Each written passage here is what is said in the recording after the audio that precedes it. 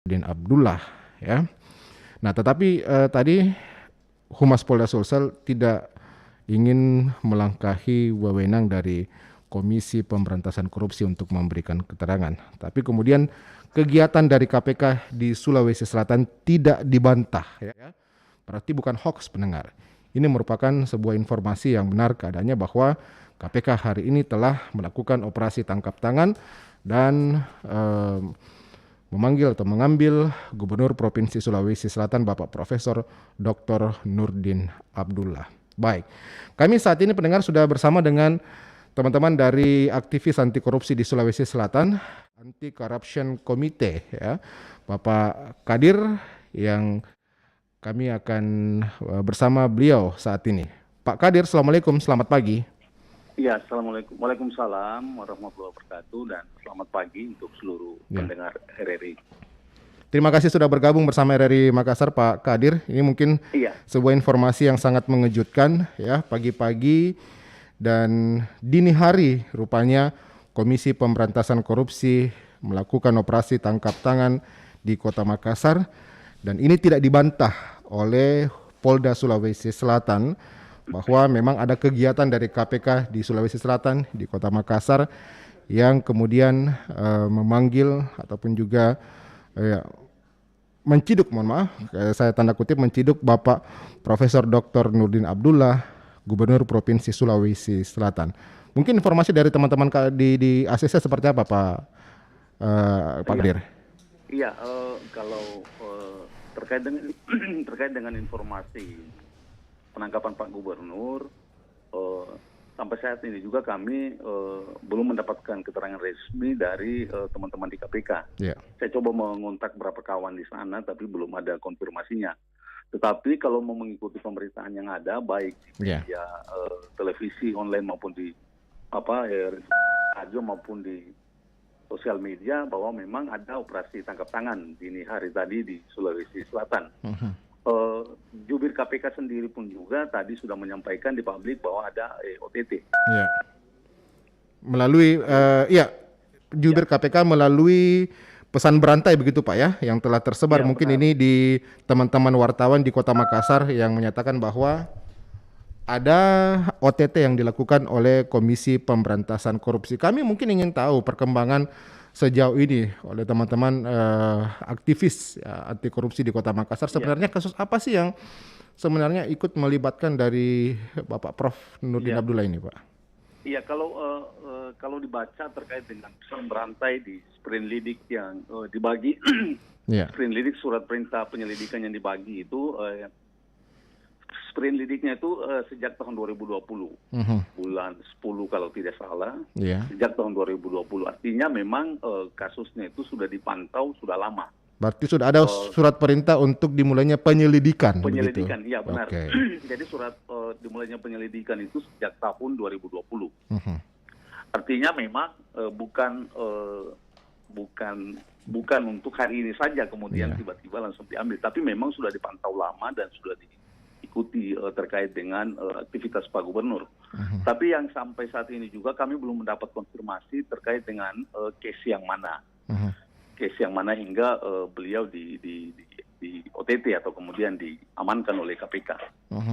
Ini kan sejauh ini beliau sama sekali boleh dikatakan sejak menjabat sebagai bupati selama 2 periode di Kabupaten Bantaeng, hampir sama sekali kita tidak pernah mendengar ya persoalan-persoalan hukum yang menyangkut tindakan korupsi, kolusi dan nepotisme KKN yang kemudian melibatkan nama dari seorang gubernur Provinsi Sulawesi Selatan. Tapi kemudian tiba-tiba ketika ada operasi tangkap tangan seperti ini kan mungkin masyarakat sangat kaget begitu. Apalagi kan informasi-informasi seperti ini beredar begitu cepat di masyarakat ya. Dan kemudian ini sudah diaminkan sendiri dan media-media nasional pun sudah memberikan konfirmasi terkait dengan hal itu. Nah ini kan menjadi pertanyaan kira-kira apa sih yang terjadi sebenarnya terhadap Pak Prof ini begitu? Iya benar. Jadi kalau di zaman beliau di Bantaeng itu kan boleh dibilang termasuk sukses membangun Bantaeng di di antara kabupaten 24 kabupaten kota di Sulsel, Bantaeng itu menonjol di bawah kepemimpinan Pak Nurdin Abdullah. Dan beliau sendiri pun juga penerima Bung Hatta Award pada saat memimpin Kabupaten Bantaeng. Artinya beliau dianggap sebagai sosok yang bersih, sosok yang korupsi. Nah, ini berubah ketika beliau masuk ke gubernur, menjabat di gubernur. Nah, di catatan kami maupun di pemberitaan di publikasi luas oleh media, di awal beliau itu kan sempat heboh tentang pansus DPRD terkait dengan pengangkatan beberapa ASN di internal pemerintahan Pemprov sendiri. Kemudian juga ada dugaan terkait dengan pungutan-pungutan, ada beberapa proyek yang dikerjakan oleh rekanan atau pengusaha yang dekat sama beliau. Itu satu soal. Kemudian yang soal berikutnya lagi terkait dengan MNP, proyek Makassar Newport. Oke. Ya benar. Nah, ini informasi ini mohon maaf saya potong dulu Pak Kadir. Makassar Newport ini juga pernah aktivis lain, mungkin Anda kenal Pak Jusman, ini kan sudah hadir informasinya, pernah melaporkan juga ya, Gubernur Sulawesi Selatan terkait dengan Makassar Newport ini, tetapi kemudian Jusman ini juga dilapor balik oleh kerabat dari kerabat dari Pak Gubernur dengan tuduhan pencemaran nama baik. Nah, apakah mungkin bisa dihubung-hubungkan nih dengan kasus-kasus seperti ini begitu? Ya benar, di MNP sendiri pada waktu itu kami masyarakat sipil bersama dengan Pak Jusman juga berkoordinasi untuk terkait dengan itu pada waktu itu. Nah, di MNP sendiri itu kasus terkait dengan ada benturan kepentingan di situ atau konflik of interest. Rekanan yang bekerja di situ adalah merupakan bagian tim sukses beliau pada saat pemilihan gubernur 2013 lalu. Itu yang kedua. Kemudian yang ketiga adalah catatan kami juga sempat heboh belakangan ini terkait dengan dana bantuan COVID. Dana bantuan COVID yang menyeret atau kemudian yang menyeret sekda ya kemarin, meskipun kemudian sikap beliau tegas terhadap itu. Tapi kami melihat bahwa memang di balik ini pemerintahan beliau sebagai gubernur ternyata memang ada beberapa soal, ada beberapa hal yang menjadi atensi publik. Belum lagi terkait dengan kasus pembangunan Stadion Mato Angin. Stadion Mato Angin itu juga rekanannya atau yang mengerjakan itu juga diduga mempunyai afiliasi dengan Pak Gubernur Sulawesi Selatan. Kira-kira itu ada beberapa catatan kasus besar yang menjadi perhatian publik Sulawesi Selatan pada umumnya. Nah, kalau mungkin berdasarkan pengalaman kasus perjalanan kasus tersebut, apakah kemungkinan dari kasus-kasus tersebut ada yang telah dilaporkan begitu? Ya, ini nggak tahu siapa yang lapor ini ya, oleh mungkin salah satu NGO begitu terkait dengan kasus ini. Apakah ya benar, tentunya kan kalau di pelaporan-pelaporan itu kan ada masuk juga di KPK. Sebutlah di yang cara di catatan kami itu kan masuk MNP itu kan dilapor sama selain masyarakat sipil, aktivis di Jakarta, aktivis masyarakat sipil Walhi, Jatam dan teman-teman nasional, masuk juga di sini dilapor oleh kawan-kawan dari lokal NGO Jusman sebutnya tadi. Itu salah satu yang masuk.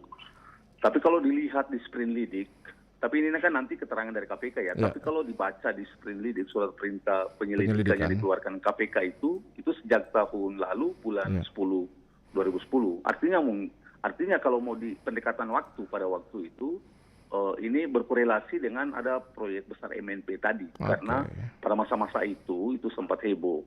Karena imbasnya juga sampai pada kriminalisasi nelayan dan seterusnya. Jadi kalau mau dilihat pada amatan Sprinlidik yang dikeluarkan KPK, maka dugaan kami ya di situ, di balik case itu. Tapi nanti itu informasi resminya nanti dari KPK yang akan sampaikan. Nah, Pak Nur, Pak Kadir sendiri bagaimana mungkin masyarakat ini harus menyikapi tentang OTT ini begitu ya, sambil mungkin kita menunggu keterangan resmi dari Komisi Pemberantasan Korupsi, karena mungkin saat ini beliau Pak Prof Nurdin Abdullah sudah dibawa begitu kan, informasi yang sudah beredar, dan juga foto-foto beliau berada di bandara ini pun sudah beredar saat ini ya.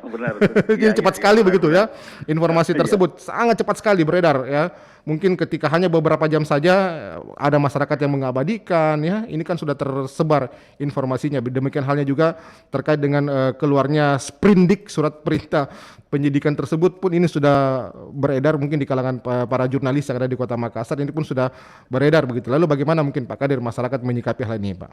Iya, tentunya ini kan kaget ya. Masyarakat ini kaget karena beliau dianggap sebagai sosok yang transparan ya. Iya, betul. Satu. Kemudian yang kedua, kalau bagi pegiat anti korupsi maupun pegiat masyarakat sipil, tentunya ini beliau sudah punya catatan sebenarnya. Sudah ada beberapa catatan sebenarnya. Kemudian yang ketiga, memang ini menjadi catatan penting ketika menjadi pemimpin baik gubernur, bupati maupun wali kota, hindari sedini mungkin terkait dengan konflik of interest. Yeah. Atau konflik of interest, oke. Ya, atau konflik kepentingan. Nah, yang ini saya katakan konflik of interest itu terkait dengan hubungan kekerabatan, hubungan bisnis, kemudian hubungan semili dan seterusnya. Itu dihindari. Karena kalau dilihat di orang yang diambil bersama beliau, salah satunya itu Agung, itu merupakan keluarga. Iya, bukan keluarga, merupakan rekanan beliau. Rekanan, ya. Beliau menjabat di Bupati Bantaeng, dan nama tersebut juga muncul pada saat Agung ini namanya muncul juga pada saat pansus DPRD pada waktu itu. Karena beliau yang kemudian mengatur beberapa proyek. Dan itu sempat dipertanyakan pada saat pansus DPRD Provinsi Sulsel tahun 2019 lalu.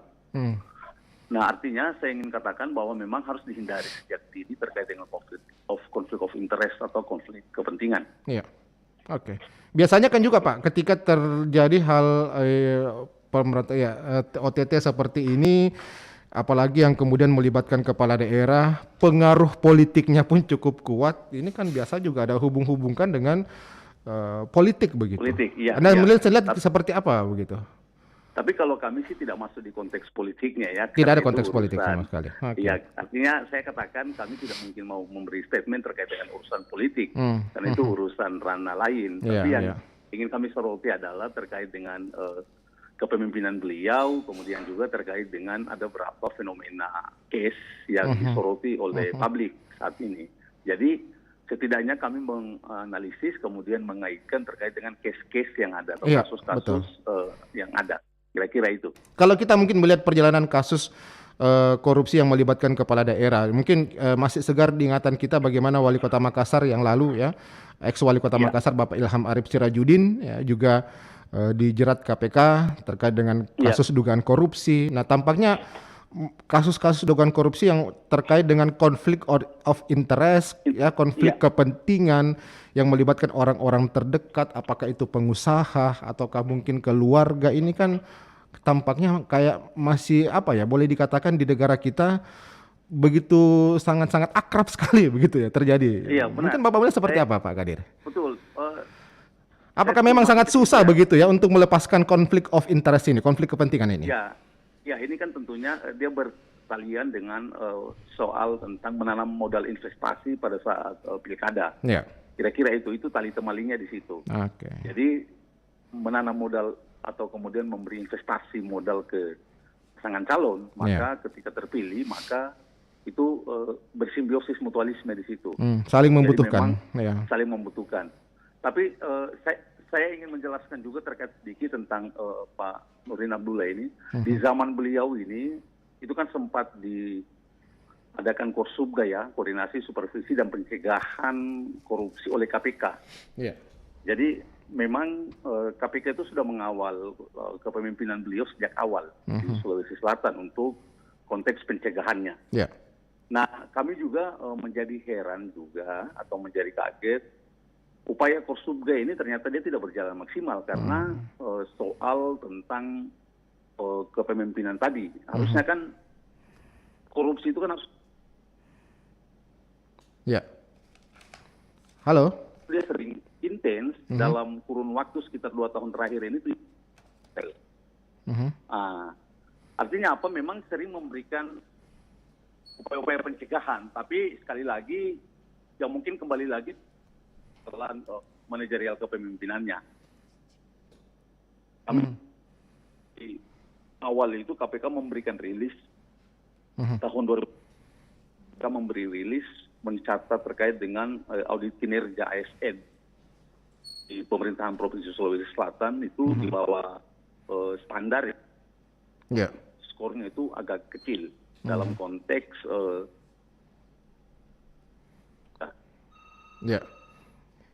Pak Kadir, ya mohon maaf tadi kita sempat menyinggung nama seorang Agung Sucipto ini kan. di media ini menjadi sorotan. Teman-teman wartawan kemudian menyoroti nama seorang Agung Sucipto ini yang berada di urutan teratas dari 5 nama yang diamankan KPK bersama Iya, benar. uang dalam koper yang berisi 1 miliar rupiah. Asesmen ini melihat seperti apa? Seberapa besar peluang seorang Agung Sucipto ini, Iya, Pak? itu yang saya jelaskan Ya. tadi. Agung Sucipto ini kan namanya ini kan dia sudah muncul pada saat pansus DPRD 2019 lalu. Itu kan muncul nama beliau ini kan disebut terkait dengan pengaturan proyek, Ya. kemudian memanggil kepala dinas, suruh menghadap dan segala macam. Artinya memang beliau ini punya power. Oke, oke. Agung ini punya power, dia punya power di balik kepemimpinan Pak Nurdin Abdullah. Olehnya itu ketika di OTT sama KPK, maka kemudian bukan menjadi hal yang baru untuk Agung ini. Karena memang ada tali temali kedekatan, kekerabatan yang saya katakan konflik of interest tadi. Bahwa begitu berkuasanya atau begitu kuatnya Agung ini. Ya. Hingga kemudian di beberapa proyek itu dia mempunyai powerful. Ya. Kira-kira itu, begitu penjelasannya. Oke. Ternyata kuat sekali pengaruhnya begitu ya. Orang-orang dekat ini yang memang kayaknya ini masih yang agak-agak sulit untuk bisa dilepaskan begitu dari seorang kepala daerah. Oke. Ya, benar. Oke. Ya, lalu bagaimana kemudian ya masyarakat ya, kita tahu bahwa tadi sudah kita jelaskan bahwa ada beberapa nama-nama lain juga, dan Pak Nurdin Abdullah ini kan pernah menyatakan ya, ada satu pernyataan yang pernah saya ingat ya beliau, bahwa Iya. di dalam kepemimpinannya beliau sama sekali tidak melibatkan keluarganya begitu ya untuk persoalan masalah proyek yang ada di Iya, benar. kepemimpinan beliau. Gimana Anda Benar. melihat ini? Nah, itu kan kalau dilihat ini tali temalinya lagi, Ya. saya kembali ke soal tentang MNP tadi, Iya. Makassar Newport. Makassar Newport itu berdasarkan laporan kasus yang saya baca, bahwa itu kan melibatkan, dugaannya itu melibatkan anaknya beliau, kemudian anaknya beliau ini berteman dengan orang-orang yang memenangkan tender di balik pengurukan pasir laut Ya.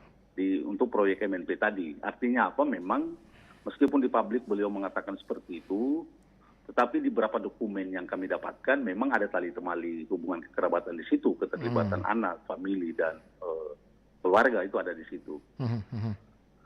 Artinya memang saya katakan di publik mungkin mengatakan seperti itu, tidak melibatkan, tapi di case yang kami dapatkan, yang kami analisis, dokumen yang kami baca, memang punya hubungan. Artinya terbantahkan apa yang disampaikan sama beliau. Maka saya sebut tadi, itu bisa ditemukan, case-nya itu bisa ditemukan di case MNP tadi, Makassar Newport tadi. Terkait dengan ada dua perusahaan di situ yang merupakan teman dekat dari anak Pak Gubernur. Oke, iya. Baik, pendengar mungkin Anda ingin bergabung silahkan ya. Telepon 3621-853. 3621-853. Pak, kita dengarkan dulu ini apa pendapat pendengar. Mungkin banyak yang shock ya, banyak yang kaget begitu dengan Ya, benar. Pak Prof ya diciduk oleh KPK begitu. Dan mungkin masih banyak yang tidak percaya. Halo. Ya. Selamat pagi. Selamat pagi. Dari siapa, Pak? Dari Pak Roman di Makassar. Pak Roman. Ya, silakan Pak Roman. Bagaimana Pak Roman mendengar informasi ini, Pak Roman? Kita lagi Rajiun. Iya. Saya sungguh juga kaget ya. Ini saya baru dengar ini setelah dengar ini ada perbincangan dari RRI. Dan saya buka di ternyata memang ada OTT. Jadi memang tak disangka lah. Karena selama ini kita anggap mungkin Pak Roman tidak percaya Pak Roman ya. Iya. Benar. Kalau ini terjadi, tapi itulah apa namanya fenomena yang terjadi sekarang. Artinya orang baik bisa bengkok, apalagi orang bengkok. Itulah politik. Artinya orang di dunia politik itu artinya orang bengkok, orang jujur bisa dibengkokkan, orang bengkok apalagi. Oke. Dan ini yang terjadi. Iya. Dan saya kira apa yang terjadi sekarang, fenomena kepala daerah banyak korupsi, itu tidak lain dari ini buah dari pilkada langsung. Karena begitu besarnya biaya. Kos politik. Kos politik yang harus dikeluarkan. Dan ini juga tidak bisa lepas dari kepentingan. Asal ada kepentingan di situ itu tak bisa. Mendukung itu pasti ada kepentingannya. Pasti ada kepentingan di situ. Tidak ada mendukung itu ada gratis. Pasti ada kepentingan. Tidak ada makan siang gratis begitu istilahnya. Iya. Yang perlu ke depan baik. Menghindari ini, yang perlu asal ada memang politikus daripada politikus kita merubah sistem perpolitikan kita sekarang. Karena kenapa ini kalau ini terjadi, ini pasti akan ke depan semakin banyak juga akan OTT yang lainnya. Ini kalau kita tidak pikirkan, kita mau memberantas korupsi, tapi kita tidak memikirkan bagaimana cara pencegahan itu. Kita mau mencegah korupsi, tapi jalan ke situ kita ciptakan. Saya kira pilkada langsung itu adalah hal yang paling berperan di sini. Adanya korupsi di kepala daerah atau daerah. Dan yang kedua itu mahalnya juga jabatan. Untuk menduduki sebuah jabatan sekarang tidak gratis. Tidak sama dulu kan? Kita bisa menduduki kepala dinas, kepala apa, cukup karena ini mungkin golongannya sudah sampai di sana. Sekarang tidak. Sesuatu sekali tidak ada yang gratis. Makanya perlu ada perubahan, saya kira. Mungkin karena ini mungkin kalau seorang rakyat biasa ya Pak ya, mungkin lebih baik kembalikan seperti dulu lah. Ini untuk minimalisir yang namanya konflik kepentingan. Ya, konflik kepentingan antara mereka. Tapi seperti itu. Tidak apa-apa dikatakan mundur, tapi itu kalau bisa memberantas, mencegah namanya korupsi, kenapa tidak? Baik. Tapi kata seperti ini, pemberantas korupsi tetap merajalela terus-menerus. Kalau seperti itu. Iya. Jadi tolonglah kepada para elit politik kita, pemerintah kita, bagaimana memikirkan ke depannya lagi. Kalau memang harus ada perubahan total, saya kira, untuk menghindar semua ini. Percuma kita korban, percuma ada KPK, tetapi toh korupsi tetap berjalan juga. Saya kira seperti itu. Terima kasih. Waalaikumsalam warahmatullahi wabarakatuh. Tampaknya memang masalah konflik of interest ya, konflik kepentingan. Mungkin masyarakat istilahnya tidak ada makan siang yang gratis begitu. Oke. Dukung-mendukung, oke lah kita mendukung. Tetapi setelah mendukung kemudian ini menang, pasti ada sesuatu yang diharapkan dari kemampuannya atau dia bertindak sebagai seorang yang sudah bekerja begitu untuk memenangkan. Nah, apakah memang ada pengaruhnya begitu Pak dari teman-teman ACC melihat sejak digulirkan yang namanya sistem pemilihan secara langsung kepala daerah dan wakil kepala daerah ini kan begitu banyak kasus-kasus yang kemudian melibatkan kepala daerah dan wakil kepala daerah Pak Kadir. Iya. Itu yang saya katakan tadi, apa yang disampaikan Pak Roman itu merupakan fenomena sosial sebenarnya ya. Fenomena sosial yang bertalian dengan konteks politik. Maka di awal saya jelaskan tadi bahwa kos politik itu sangat mahal ketika perhelatan sebuah pilkada, maka kan tentunya menanam modal. Nah, modal yang ditanam oleh investor atau rekanan dan seterusnya ini, dia pasti akan kemudian dituai kembali atau diambil. Nah, inilah yang kemudian menjadi dia menjadi sebuah beban sebenarnya di konteks di kepala daerahnya ketika kemudian memimpin. Tapi saya ingin katakan bahwa ada manajemen pencegahan yang bisa untuk kemudian dilakukan oleh pemimpin atau kepala daerah. Sebenarnya kan bisa untuk dicegah, bisa diberi penegasan-penegasan supaya tidak kemudian tercebur jauh terkait dengan proyek-proyek yang menggunakan dana APBD maupun APBN. Tapi sayangnya proses pencegahan yang dilakukan itu kan tidak berjalan maksimal.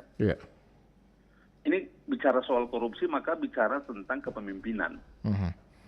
Harusnya kan menjadi pemimpin itu memberi teladan atau memberi contoh. Tapi kan kembali lagi di case-nya Pak Gubernur ini, yang kami amati selama ini ternyata pencegahan berjalan, tapi memang tidak maksimal juga di konteks manajerial kepemimpinan beliau. Kayaknya masih ada sedikit celah begitu Pak, yang bisa dimanfaatkan begitu. Iya benar, makanya kemudian ini persoalan political will dari pemimpin untuk mengatakan tidak pada korupsi. Kira-kira itu. Jadi bukan cuma sebagai slogan saja, tapi itu menjalankan atau kemudian menerapkan dalam sistem birokrasinya. Jadi contohnya untuk kemudian masuk tender dan segala macam lelang itu, jangan ada monopoli, dibiarkan saja cair, dibiarkan saja sesuai mekanisme normal, jadi siapa saja boleh masuk. Itu untuk kemudian mengukur tentang sehat dan tidaknya sebuah proses tender dan lelang di internal pemerintahan. Tapi ini kan fenomenanya kan tidak seperti itu. Bukan fenomena, faktanya kan tidak seperti itu.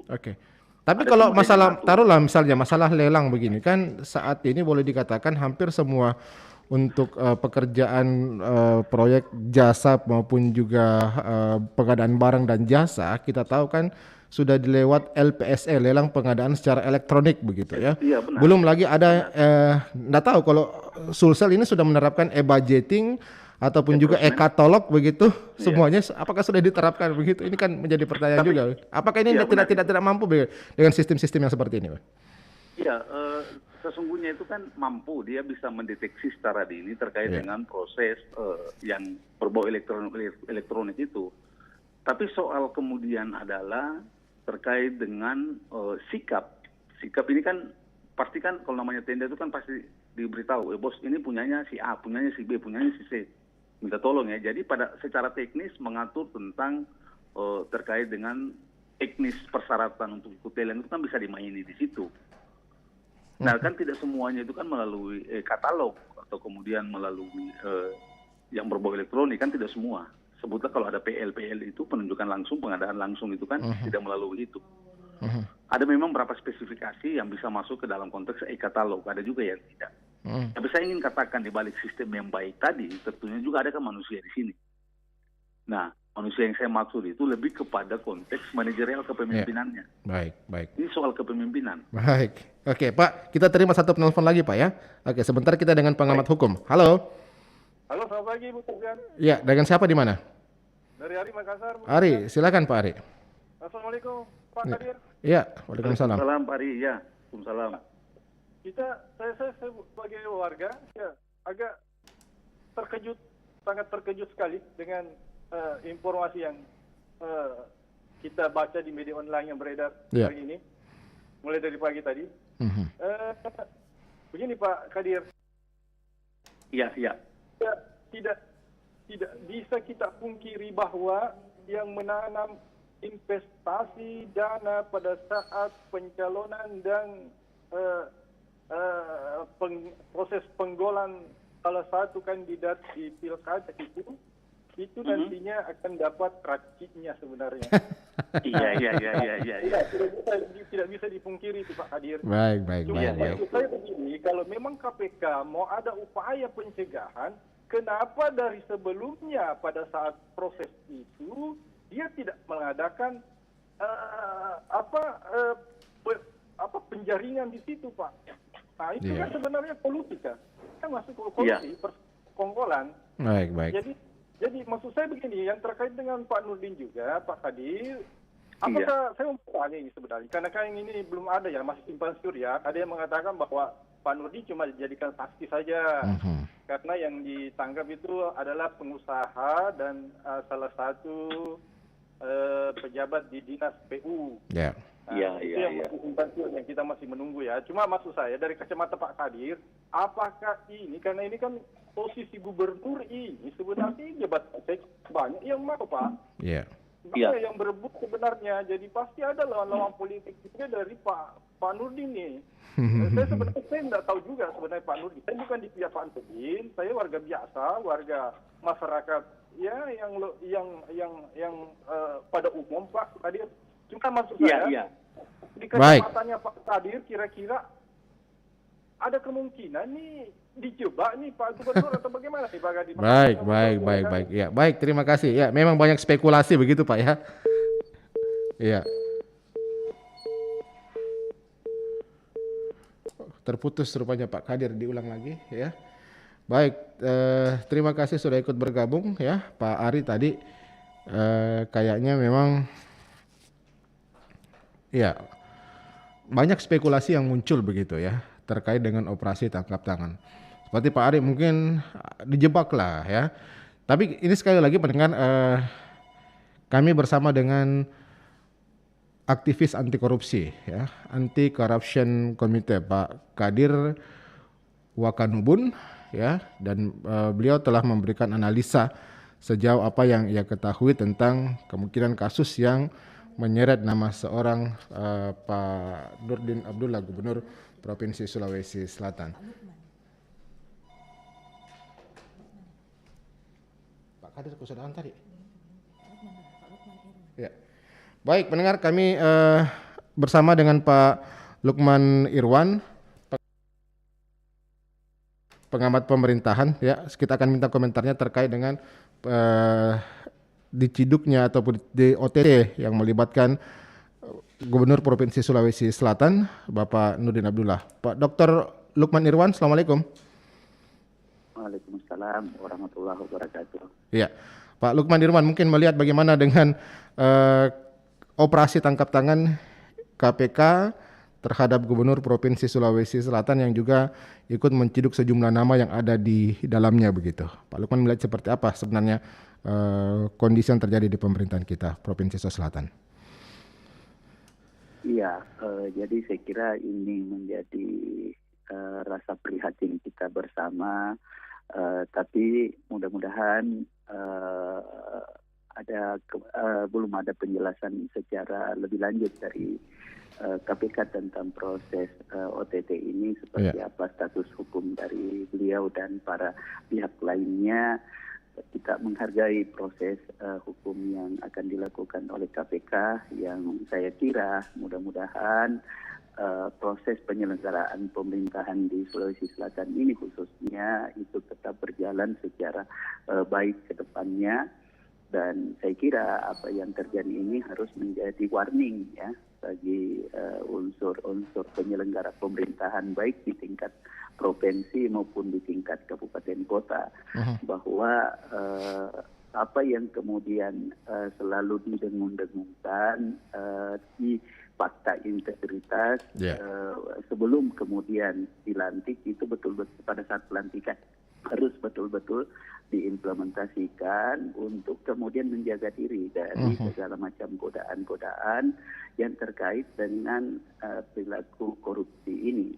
Nah, saya kira ini juga kemudian menjadi titik perhatian kita bersama bahwa ada kemungkinan ada banyak kemudian kegiatan-kegiatan pemerintahan di Sulawesi Selatan ini khususnya di Pemprov yang berpotensi yang diduga kemudian ada penyimpangan-penyimpangan yang terjadi dan saya kira ini harus kita awasi secara bersama, harus kita kemudian lihat secara ini supaya kemudian apa yang di uang rakyat ini betul-betul bisa dimanfaatkan sebesar-besar untuk kemaslahatan dan kepentingan masyarakat.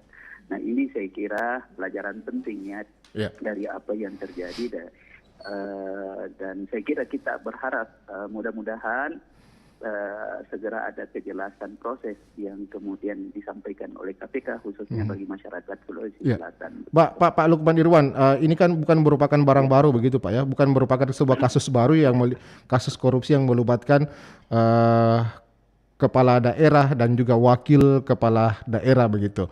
Nah, apakah memang saat ini tampaknya kepala daerah itu mungkin masih banyak yang agak susah begitu untuk lepas dari namanya konflik of interest, konflik kepentingan yang di dalamnya? Iya, karena kemudian simbiosis antara birokrasi dengan kelompok ekonomi ini biasanya bermuara pada konsesi-konsesi untuk keuntungan pihak-pihak tertentu. Apatah lagi kalau kemudian pengelolaan sumber daya ini kan kemudian sangat terbatas sekali. Sementara yang berkepentingan untuk mendapatkan akses memperoleh sumber daya itu kemudian banyak. Apalagi kalau kemudian kita berbicara tentang kontestasi politik. Di dalam setiap proses kontestasi politik itu kan kemudian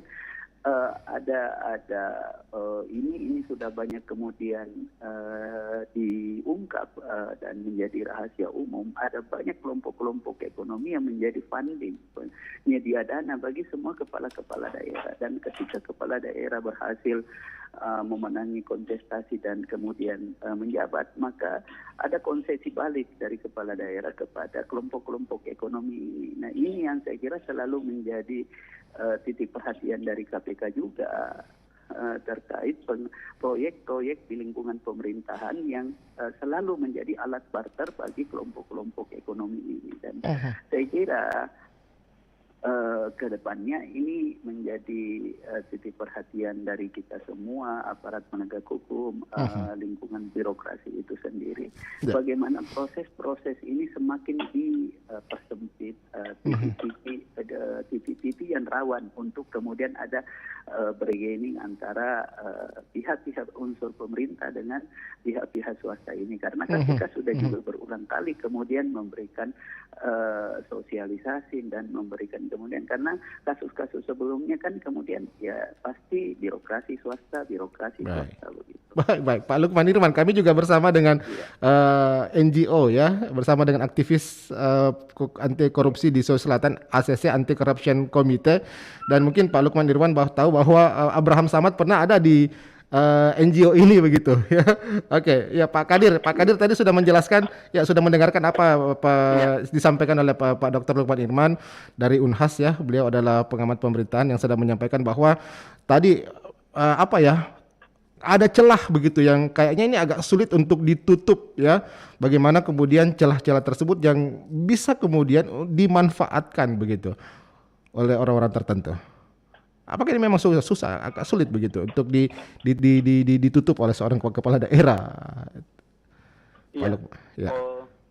Saya kembali lagi di pemerintah Pemprov sendiri. Ini kan saya katakan tadi di awal, sejak pemerintahan Pak Nurdin Abdullah, KPK itu kan intens melakukan Porsubda, koordinasi, supervisi dan pencegahan di Pemprov Sulawesi Selatan. Pak Nurdin Abdullah di satu kesempatan juga mengatakan bahwa bekerja sama dengan KPK untuk itu, pencegahannya. Tapi kan sekali lagi saya katakan, ini ternyata sebatas pada retorika politik di publik saja, di media saja. Faktanya kemudian kan pencegahan itu tidak berjalan begitu baik, meskipun disupervisi langsung KPK. Tapi kembali lagi kepada persoalan manusianya. Manusia yang saya maksud adalah kepemimpinannya. Bahwa ada simbiosis mutualisme itu tidak bisa dihindari. Karena ada kos politik yang ditanam oleh pemodal atau investor sehingga itu akan dituai kembali. Nah itu bisa terlihat di orang yang kemudian bersama-sama Pak Nurdin diambil. Saya sebut tadi ada namanya Agung. Iya betul, ini yang menggemukan namanya. Ya jadi kalau dibaca di pesan berantai itu kan namanya kan nomor urut 1. Nomor urut 1, iya. Iya, saya katakan Agung ini bukan nama baru di lingkup pemerintahan Pak Nurdin Abdullah. Dulu ingat waktu tahun 2019 tentang pansus DPRD dengan Gubernur Sulawesi Selatan, nama Agung ini kan muncul karena diduga mengatur proyek atau kemudian meminta jatah. Nah ternyata ini kan sudah menjadi atensi publik sejak awal. Tapi sekali lagi, hubungan kekerabatan, hubungan bisnis, ini kan ternyata tidak bisa untuk begitu mudah dilepaskan antara Nurdin Abdullah dengan Agung ini. Terkonfirmasi ketika ada OTT, maka Agung ternyata masih dalam bagian yang sama. Artinya bersama-sama dengan Pak Nurdin. Nah pertanyaannya adalah, upaya pencegahan yang dilakukan KPK yang sudah disampaikan berulang-ulang itu ternyata kan tidak diindahkan secara baik oleh Pak Nurdin Abdullah. Kalau bicara tentang melepaskan diri dari konflik of interest. Artinya sesingkat itu cara untuk meneropong supaya mengkanalisasi tentang ada pebisnis, kemudian ada juga governance di sini. Sesingkat itu cara untuk melihat ini. Nah hal yang kedua saya ingin katakan bahwa zaman Pak Nurdin Abdullah ini kan ada beberapa sorotan kasus besar yang kemudian dilaporkan juga oleh KPK. Artinya apa? Bukan tiba-tiba, bukan ujuk-ujuk hari ini di OTT, bukan. Tapi memang ada proses panjang sebelumnya. Sebutlah di Sprinlidik, surat perintah penyelidikan KPK. Itu tahun 2020, bulan 10. Artinya tahun lalu. Betul. Memang sudah dimonitoring, sudah dipantau sejak awal. Ini karena ada berbagai macam case, kemudian berbagai macam desakan, harusnya kan menjadi evaluasi diri supaya kemudian tidak begitu jauh. Iya.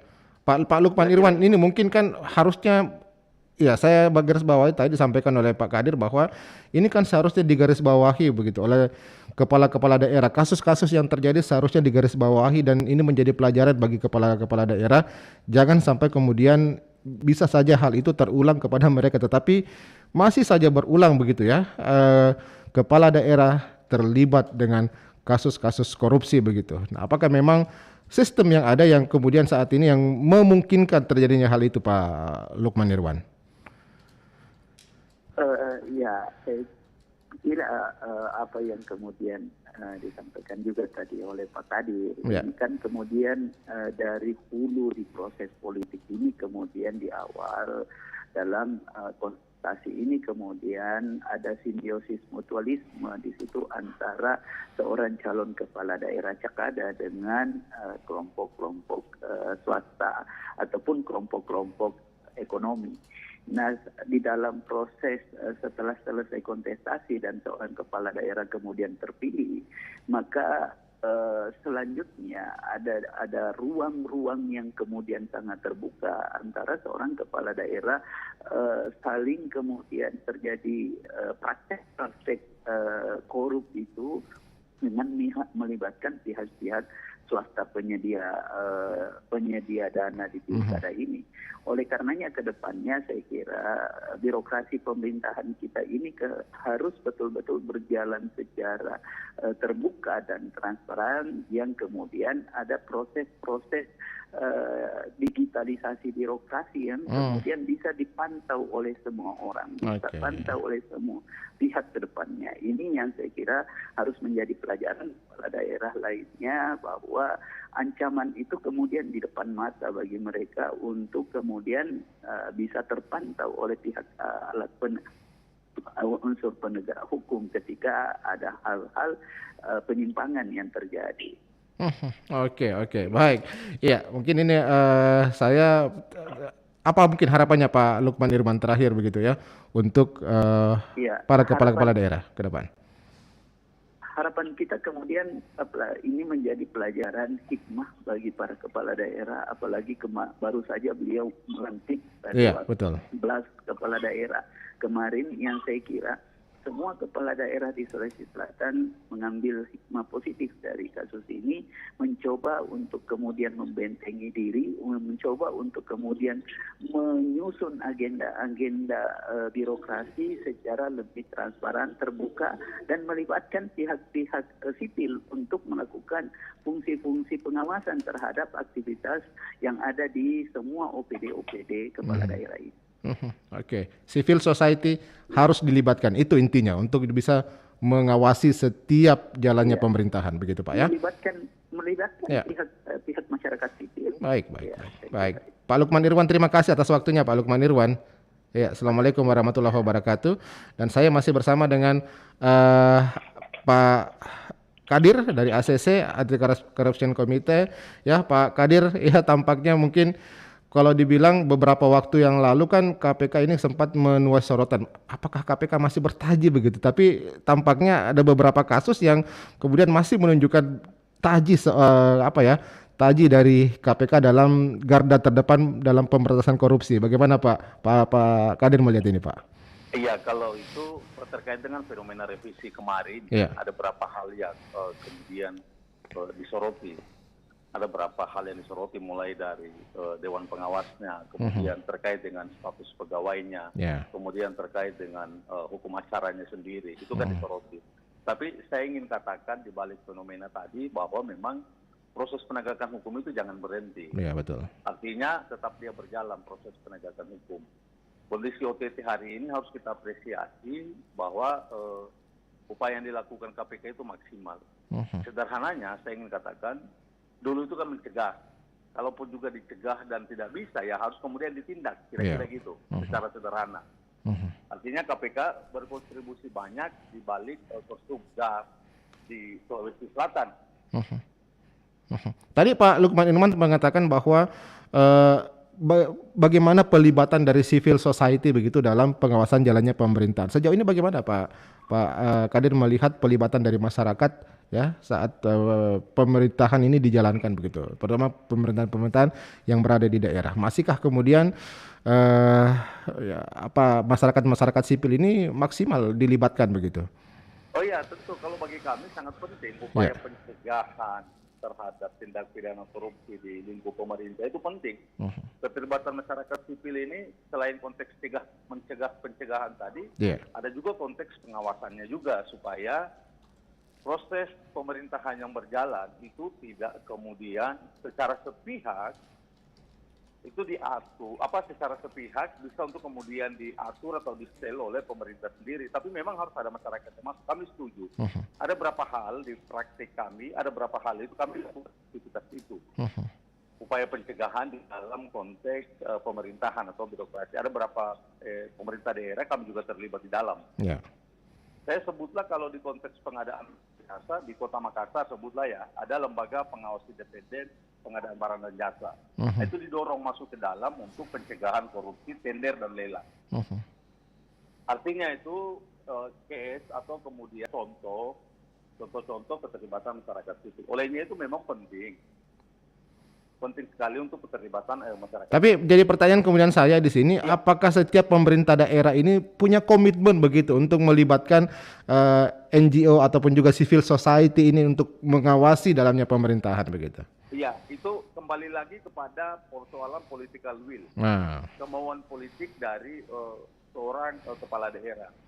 Kalau kepala daerahnya komitmennya pemerintahan yang bersih, transparan dan akuntabel, ya maka harus diambil seluruh pihak, mesti stakeholder terkait, baik masyarakat sipil, keterlibatan terhadap masyarakat sipil. Tapi kalaupun juga kepala daerahnya political will-nya tidak pada konteks transparansi dan akuntabilitas birokrasi, maka ya sudah tentu dia tidak akan libatkan. Oke.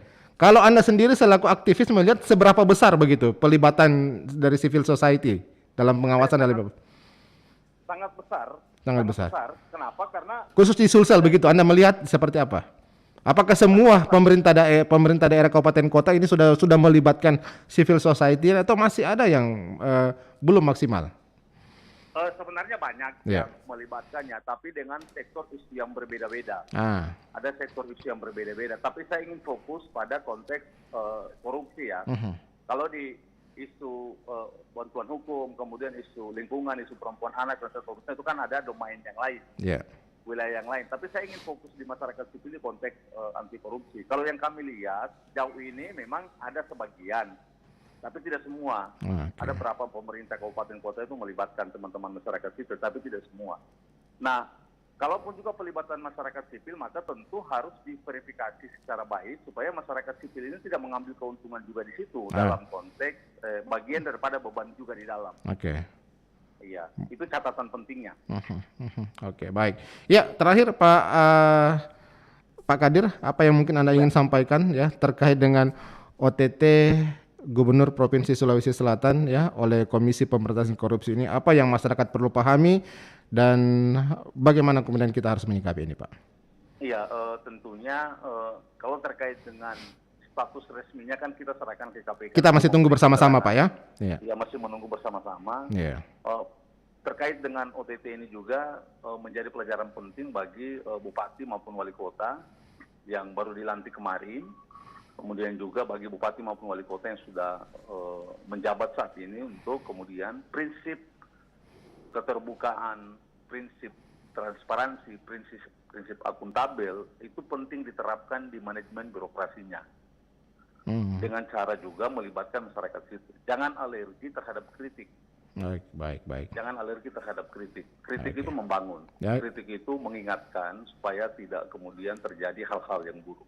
Kira-kira itu. Baik. Dan untuk masyarakat sendiri, artinya kita berharap dan berpartisipasi aktif untuk mengontrol pemerintahan yang ada. Untuk masyarakat berhak untuk kemudian mengontrol. Baik. Ya, Bapak Abdul Qadir Wakanubun, Ketua Badan Pekerja Anti Corruption Komite Sulawesi Selatan. Mudah-mudahan ini bisa memberikan pencerahan. Kita tunggu bersama-sama, Pak ya. Seperti apa perkembangan dari kasus ini di Komisi Pemberantasan Korupsi begitu ya. Nanti ini saya juga mau mudah-mudahan setelah kasus ini clear, ada pernyataan dari KPK, kita nanti akan menghubungi teman-teman dari AC juga ya. Oke.